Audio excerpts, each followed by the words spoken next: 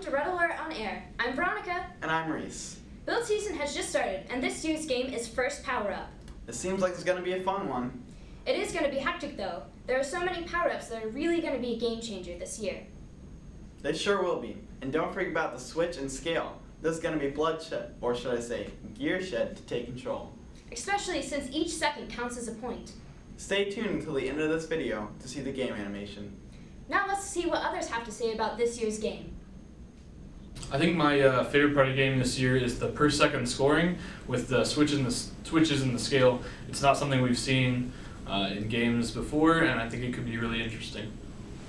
Okay, my favorite part about the game this year is probably just how much strategy there is.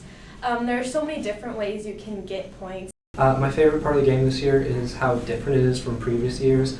It's a lot more strategy based, there's points per second. My favorite part of the game is how it's time based, and when you're like watching the game you can tell who's like winning and all that.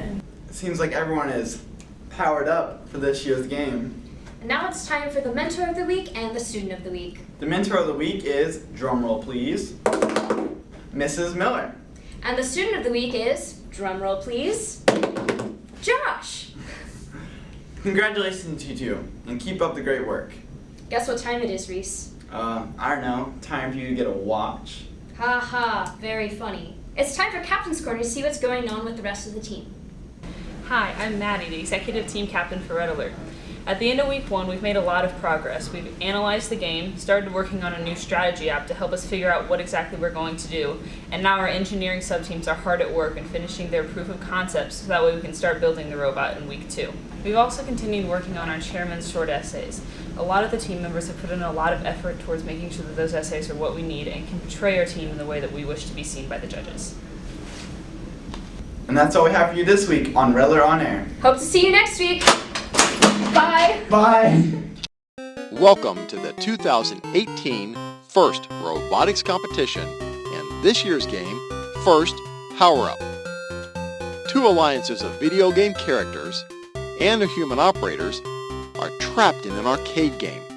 To escape, alliances use power cubes to control switches and the scale, pass power cubes through the exchange for power-ups, and ascend to face the boss.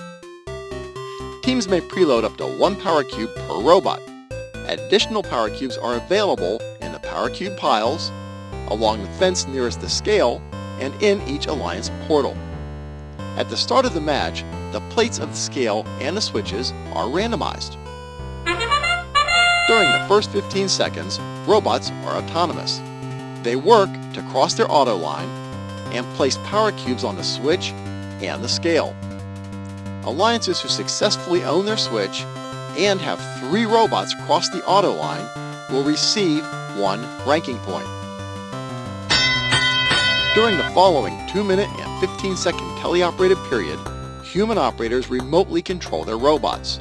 They continue to gather power cubes to place on the scale and the switches to gain ownership for the longest time, earning points for each second of ownership. Human operators behind the Alliance Station wall collect power cubes from the exchange. They can deliver them back to the robots through the return or to their vault. In the vault, power cubes may be traded in for 3 power-ups.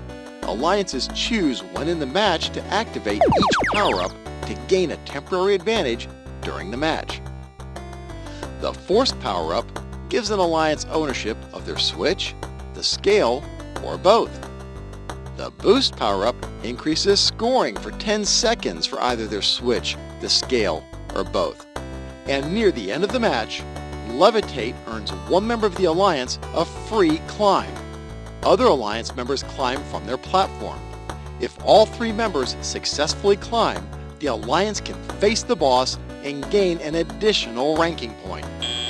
The alliance that earns the most points wins the match and defeats the boss.